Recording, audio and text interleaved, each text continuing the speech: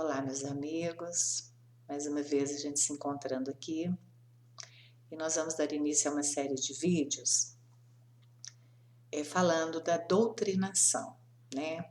A questão da doutrina em relação aos diálogos que são promovidos durante a, os trabalhos, né, de desobsessão.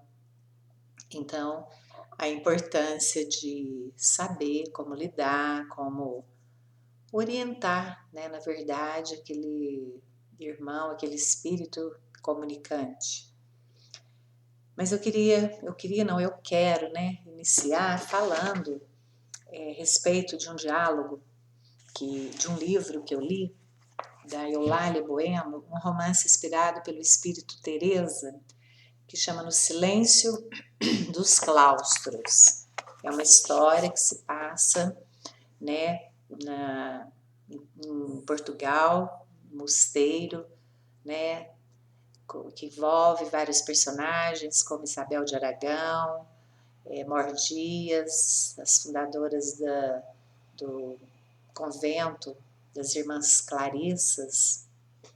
Então, é bem antigo e a gente vê como o ódio, como o sofrimento, né, a vingança, ela acompanha realmente pós o desencarne e as consequências nefastas que, né, trazem esses sentimentos para as pessoas durante o período que estão no umbral, né, na espiritualidade e também, principalmente, quando se recebe uma nova oportunidade de reencarne, a perseguição e tantas coisas que vão acontecendo. E esse trecho que eu quero ler, ele chama O Espírito que Queria Ser Bom. Então é um diálogo, eu vou fazer na íntegra, vou lê-lo, é claro, para a gente compreender o comprometimento nosso como médiums, como doutrinador, né, como orientador. Foi numa noite dessas, na desobsessão, que um espírito singular se manifestou, deixando para todos um recado que exigia reflexão. Ele assim se apresentou: eu tenho ódio de vocês, que não se cansam de ser hipócritas. Lívia, que era dialogadora, respondeu: por que tem ódio, tanto ódio de nós? O que foi que lhe fizemos de tão grave? A mim, nada, mas não aguento mais ouvi-los dizer que estão perseverando no caminho do bem para vencer as suas deficiências. A nossa luta é diária. Temos consciência de nossas deficiências, sim, mas persistimos no trabalho agradecendo a espiritualidade, a confiança que deposita em nós. Mais irritado, o espírito respondeu, para surpresa de todos: você não tem vergonha na cara. A maior persistência que tem é a de pedir sempre. E mais, aos espíritos bondosos, em vez de arregaçar as mangas e enfrentar os problemas que vocês mesmos criaram. Não houve ninguém que não tomasse um susto. Ele falava de ódio, mas defendia os bons espíritos e se zangava por abusarem da confiança deles, com os pedidos sem fim que vivemos fazendo. Lívia calmamente lhe respondeu: é que ainda nos sentimos inseguros frente aos obstáculos que surgem e nos refugiamos na prece e no pedido de proteção para seguir adiante sem cometer tantas faltas. Ele não deixou por menos. E vocês fazem ideia do quanto já aprenderam e do pouco que puseram em prática? Tem noção de que pedem muito mais do que fazem e para tudo buscam a aprovação da espiritualidade, a ação dela para aliviar as pedras de seus caminhos, aqueles que vocês mesmos construíram em tantos equívocos do passado? Mas quem não cometeu equívocos? Acrescentou Lívia. Cometeu não, comete ainda. A entidade respondeu. Você não se equivoca também? Perguntou Lívia. Sim. E quantas vezes? Mas tenho ciência de que sou um espírito mau, que deseja muito ser bom, mas não quero ser, não quero essa falsa bondade que vocês ostentam. Mas quem lhe disse que ostentamos uma falsa bondade? Nem sequer nos declaramos bons? Respondeu Lívia. Mas essa não é a imagem que passam. Quem vê vocês aqui dentro desta casa não os conhece lá fora, pois isso são hipócritas. O que adianta vir para cá e achar que, no pouco que oferecem, já podem se considerar empenhados em ser bons? Não se comportam de acordo com tudo o que já aprenderam, tampouco fazem jus ao que pensam de vocês. As pessoas que chegam aqui levam uma ideia bem diferente daquilo que vocês são. Pensam que vocês se esforçam em ser melhores, que têm sintonia com os bons espíritos, mas qual nada. Simplesmente se disfarçam por algum tempo para desempenhar os seus papéis de bons aqui dentro. E lá fora são exatamente iguais a todos os outros. Mas estamos tentando vencer a nós mesmos e isso não é nada fácil, argumentou Lívia. Mas o espírito estava preparado para o diálogo e apresentou. Estão tentando vencer a vocês mesmos? Que história é essa? Estão tentando. Vocês têm que empenhar todos os esforços para dominar as más inclinações. Não é dessa maneira que são definidos os bons espíritos? A essa altura, já havia certo constrangimento entre os participantes da reunião. Realmente, ele viera para sacudir o estado psíquico de todos. Eu prefiro continuar a ser mal, disse ele, pois isso eu sei fazer com perfeição, com empenho, com convencimento. Queria ser bom, mas não como vocês, que se esforçam tão pouco e sempre dizem as mesmas coisas como, apesar das nossas deficiências, ajudem-nos a sermos melhores. Mas ajuda? A reencarnação foi oferecida a cada um na medida de suas condições. São espíritas, aprendem tanto todos os dias e ainda querem mais ajuda? O que estão pensando? Que vão conseguir as coisas sem esforço? Que os bons espíritos vão fazer tudo por vocês? Aquele depoimento era ímpar, exigia reflexão. A dialogadora, tomada por lágrimas, disse: Você tem razão no que diz. Bem poderia aceitar o convite que lhe fazem para fazer parte do bem em seu próprio benefício. Não perca a oportunidade. Por que ela dissera aquilo? Então é isso? Estão aqui em benefício próprio? O amor ao próximo, vocês ainda não aprenderam. O bem é mera consequência do bem que fizeram aos demais. Por isso não me envergonho de assumir que sou um espírito mau. Faço mal com convicção, a mesma que lhes falta em muitas coisas que falam e fazem.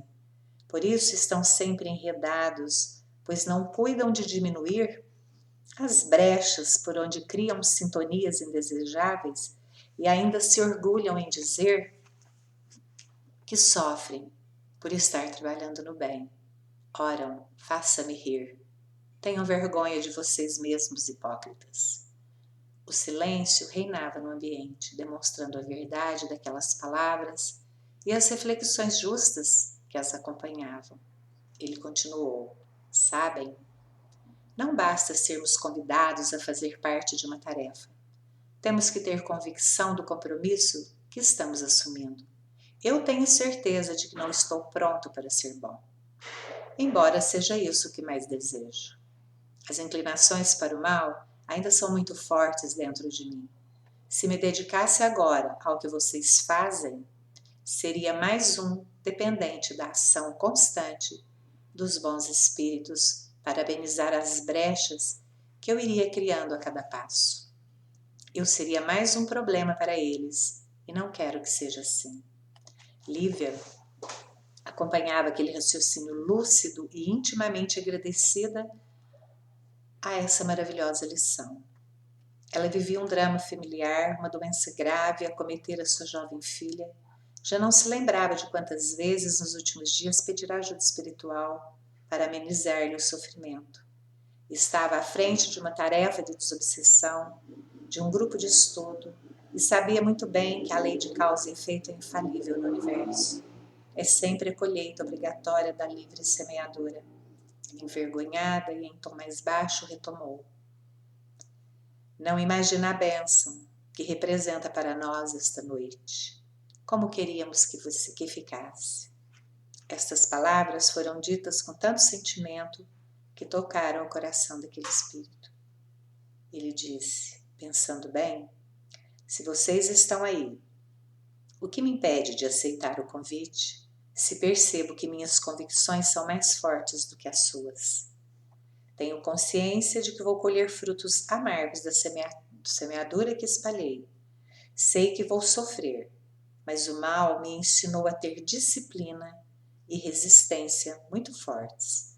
Então vou me amparar nisso para ser tão bom como sou mal.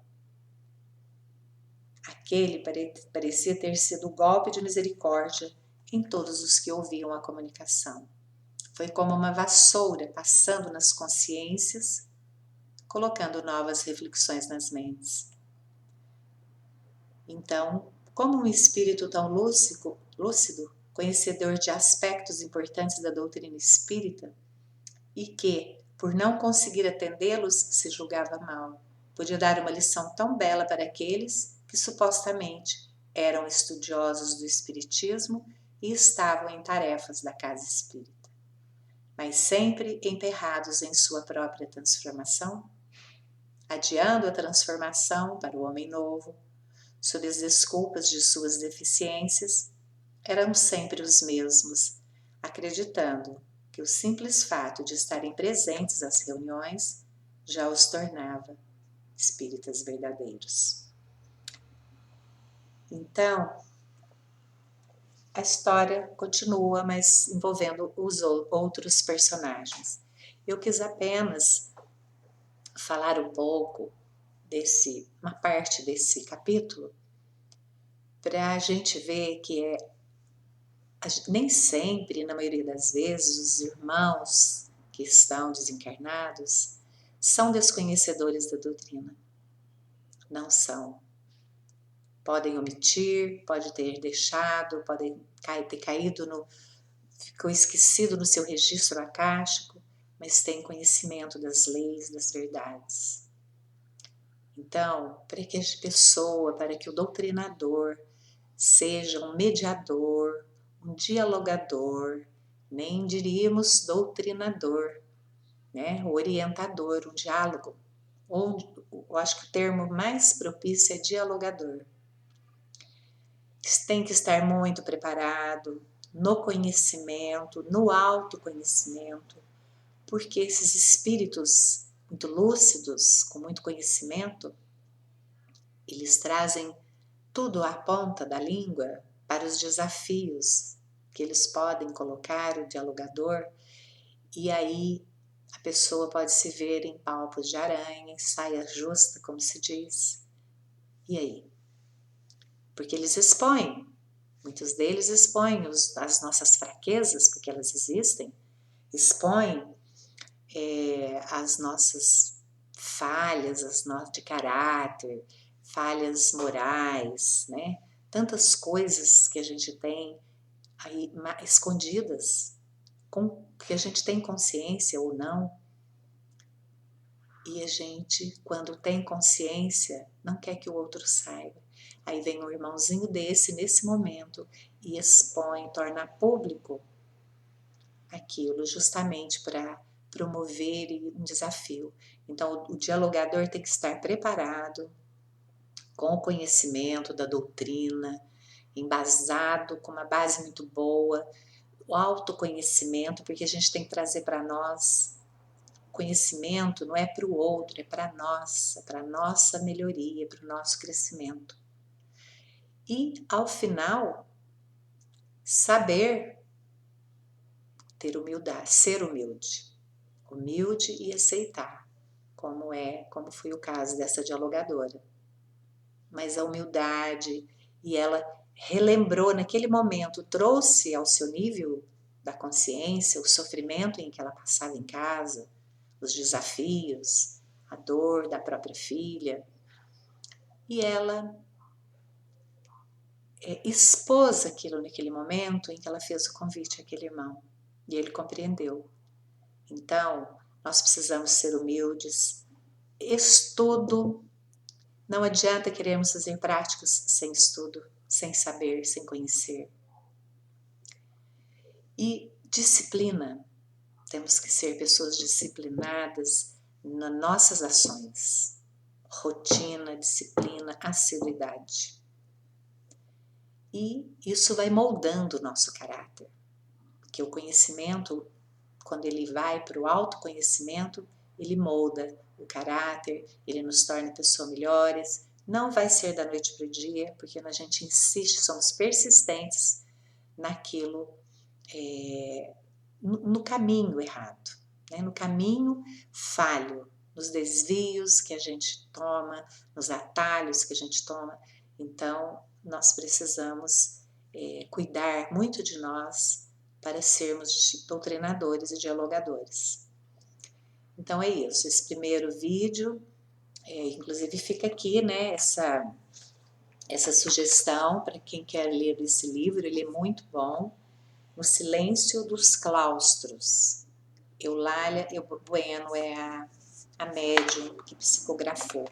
É muito bom, né? A gente vê aqui a cobiça, a inveja, a ganância, a falta de moralidade, a falta de religiosidade dos irmãos que adotam um hábito.